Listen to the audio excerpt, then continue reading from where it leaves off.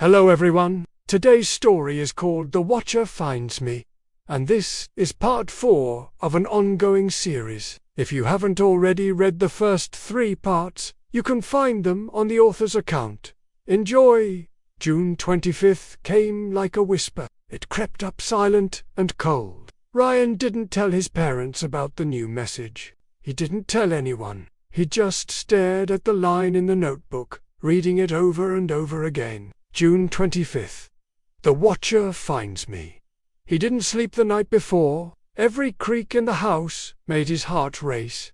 Every shadow looked like it was moving. At 2:33 a.m., he swore he saw a figure outside his window, tall, still, just watching. But when he looked again, it was gone. The morning felt like it was dipped in static, like reality was slightly off. His cereal tasted like dust. The sun looked too bright. His mom offered to stay home again. Ryan shook his head. "It's not you this time." She frowned. "What does that mean?" Ryan didn't answer. By afternoon, the house was too quiet. Ryan paced from room to room. He checked every door, every window. Everything was locked. The lights were on. The blinds closed. But the feeling didn't go away. Something was out there. He could feel its presence lurking just beyond the walls. Then at 4:07 p.m., the doorbell rang. He looked through the peephole. No one.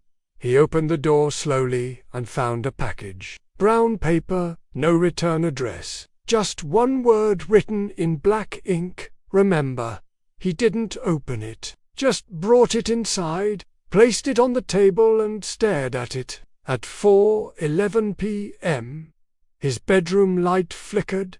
Once, twice, then went out. He climbed the stairs carefully, his heart pounding. The light bulb had been unscrewed, not broken. He turned around to go back downstairs, and standing at the end of the hall was a man in a black coat.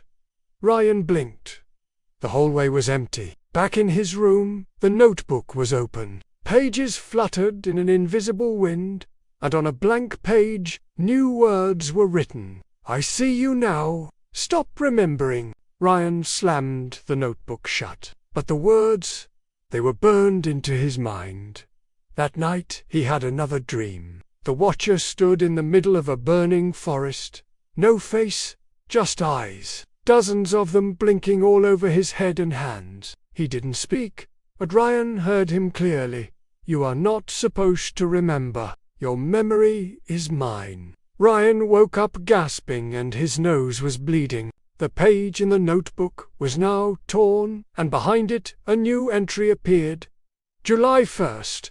The man with no eyes speaks. He got up, his whole body aching. There was a bruise on his arm, a deep red circle like a brand. Where did that come from? He looked at the notebook, then at the calendar. July was 2 days away. What was happening? This wasn't just about the future anymore. This was a war over memory, a war he never asked to be a part of. He wanted to remember his brother, not this, not the Watcher, not the dreams, not the bleeding. The phone rang. He almost didn't answer. It was his dad. "Hey, bud, you coming to help fix up that old swing set in the park today?" Ryan hesitated. Yeah, sure. But what if something happens? What if the Watcher finds him? Yeah, I'll be there in a bit." He hung up, his gaze returning to the notebook. He thought of the park, of the Watcher standing among the swings and slides, watching. Ryan shuddered. He had to get out of the house. He needed to distract himself. Maybe if he kept busy, the Watcher would forget about him. Right when he stepped outside, the air felt heavy. He walked to the mailbox and froze. Another package, smaller this time, wrapped in clear plastic.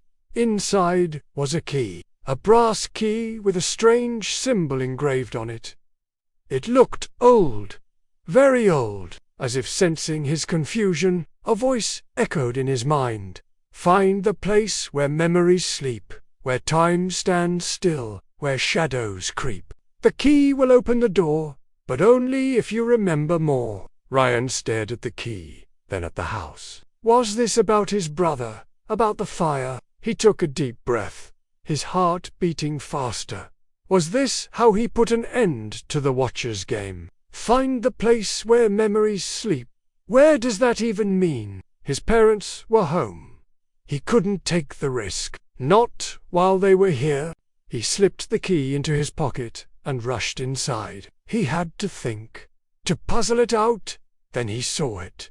The attic door. Of course, the place where memories slept was the attic, filled with old photos, with the remnants of the past. Maybe this really was the answer. Maybe he did stand a chance against the Watcher. Or maybe, just maybe, the Watcher had always intended for him to come here. To be continued. Thank you for watching. And if you liked the story, please subscribe and leave a comment below. We'd love to hear what you think. Also check out our other content for more amazing horror stories.